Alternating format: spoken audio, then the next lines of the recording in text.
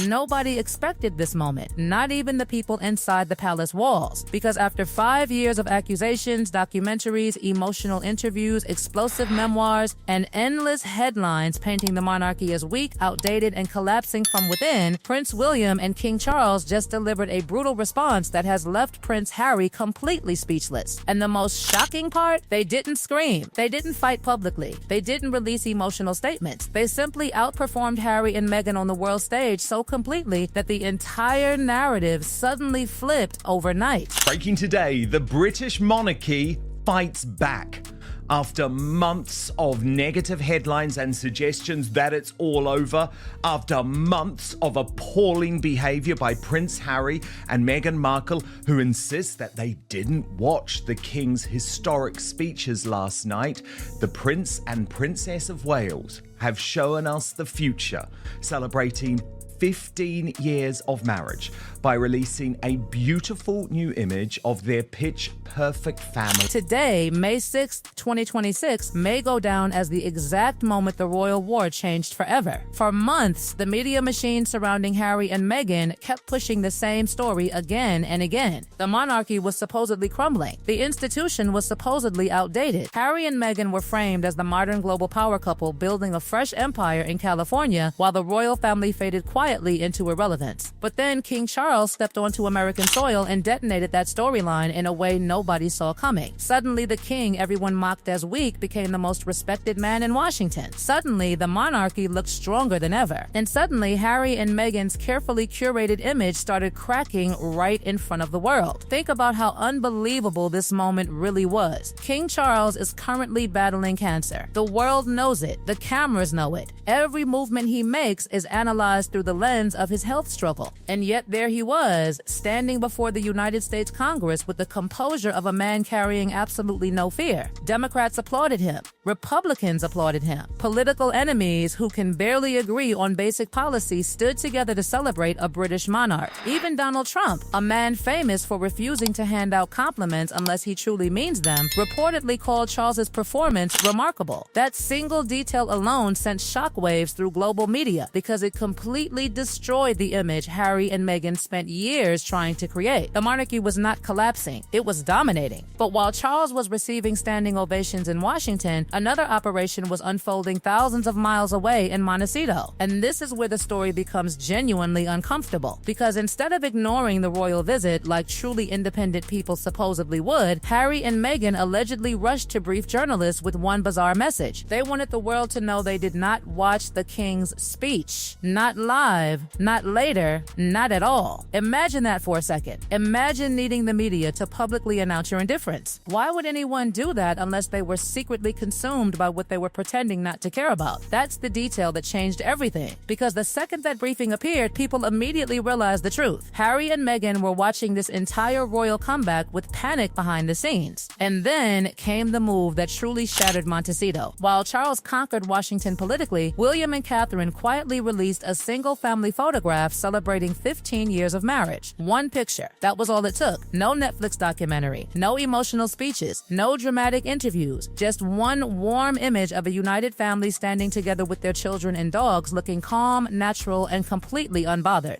But beneath that simplicity was a devastating message aimed directly at Harry and Meghan. The monarchy wasn't broken. The future was already secured. Look closely at the details because this photograph was far more calculated than people realized. The dogs mattered. The relaxed body language mattered. The lack of excessive glamour mattered. This wasn't a corporate image. It wasn't polished like a Hollywood production. It looked real, messy, warm, human, and that authenticity became a direct contrast to the highly managed branding operation many critics associate with Meghan Markle's public image. Every Sussex photograph now gets analyzed like a product campaign. Every appearance feels connected to a launch, a deal, or a strategic rollout. But William and Catherine's image felt completely different. It felt effortless. And in royal warfare, effortless is lethal. Then there was Prince George, quietly standing there at only 12 years old, looking far more composed than most adults facing global pressure. That image terrified royal critics because it signaled continuity, stability, preparation.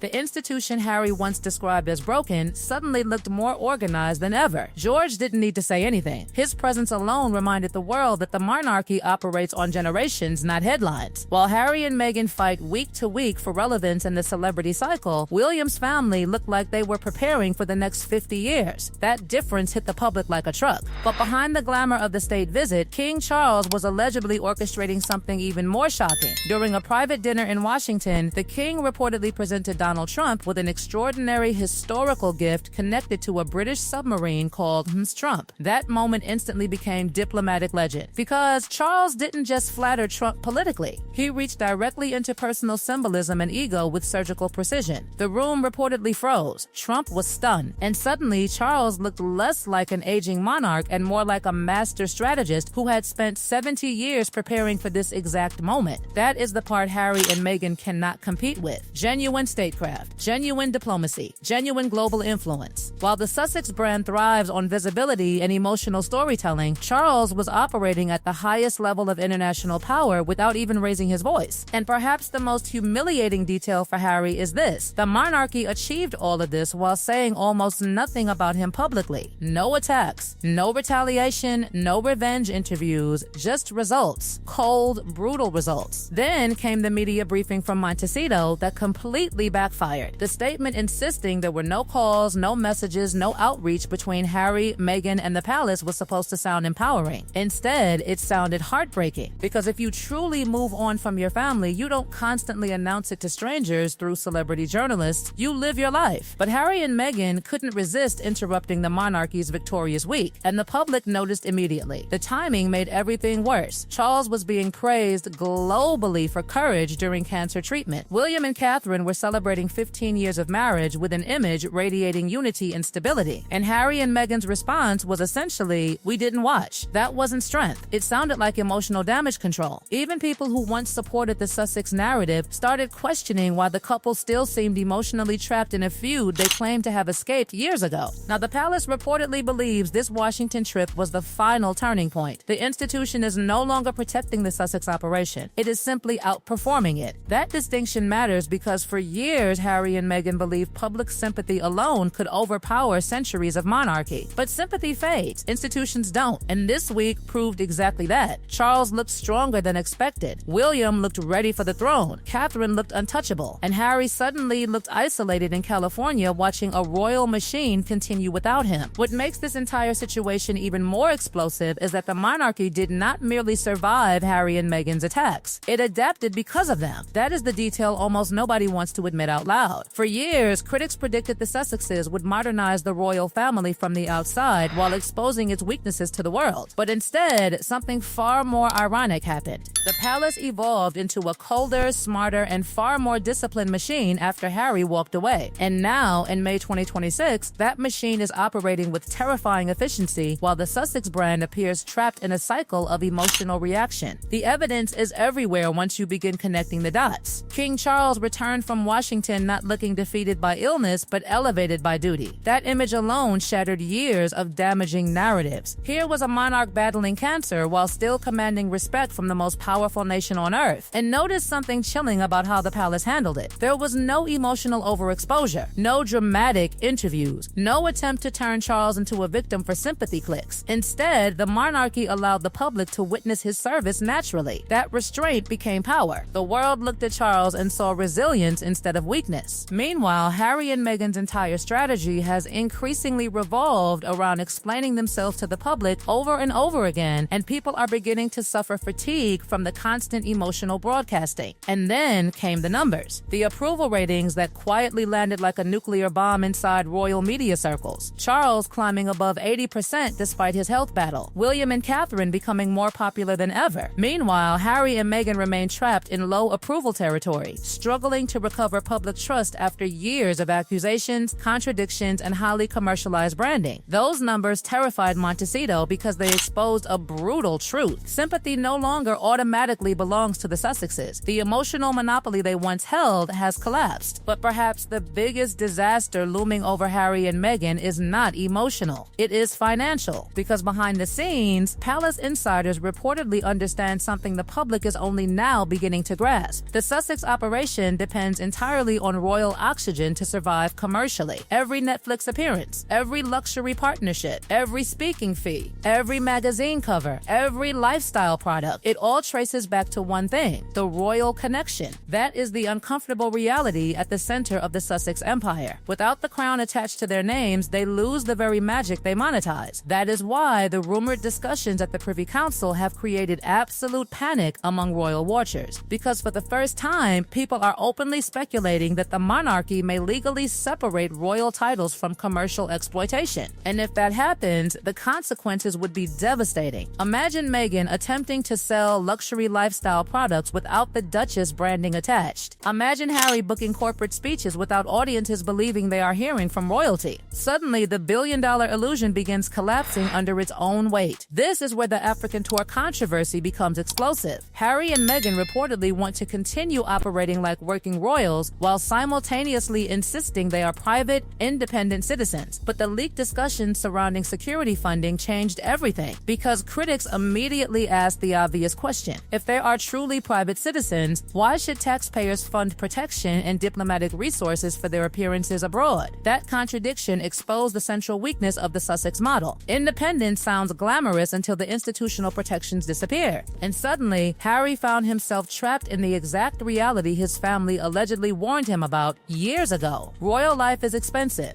Security is expensive. Influence is expensive. Global relevance is expensive. The monarchy provided all of that infrastructure invisibly for decades. Harry once believed he could walk away and keep all the benefits without the obligations. But now the palace appears determined to draw a hard line between service and celebrity. And that line is becoming impossible to ignore. That is why the "we didn't watch the speech" narrative landed so disastrously, because it exposed emotional desperation instead of emotional freedom. Truly detached people do not need global audiences to know they are detached. The moment Harry and Meghan briefed journalists about ignoring the king, they accidentally confirmed how deeply this royal war still consumes them privately, and the public recognized it instantly. What makes this even sadder is that Harry once had enormous public goodwill. People genuinely wanted him to succeed. They understood his pain after Princess Diana's death. They sympathized with his trauma. They supported his desire for privacy. But somewhere along the line, the public began feeling manipulated instead of informed. Every new interview reopened old wounds. Every project returned to the same grievances. Every appearance seemed designed to continue the feud instead of escape it. And eventually, exhaustion replaced sympathy. Meanwhile, the monarchy did something brilliant. It stopped fighting emotionally. Instead of chasing headlines, it focused on symbolism, service, stability, continuity, the exact values monarchies survive on historically. Charles understood something Harry underestimated completely. Institutions win by outlasting storms, not reacting to them. And now, after 5 chaotic years, the storm appears to be fading while the monarchy remains standing stronger than before. The final image of this entire saga may ultimately become the most haunting one of all. Not the speeches, not the documentaries, not the interviews, but that quiet family photograph of William, Catherine, George, Charlotte, and Louis standing together while the world moved on around them. Because hidden inside that image was the answer to the entire royal crisis: continuity. The monarchy survived because it kept building for the future while Harry and Meghan kept fighting the past.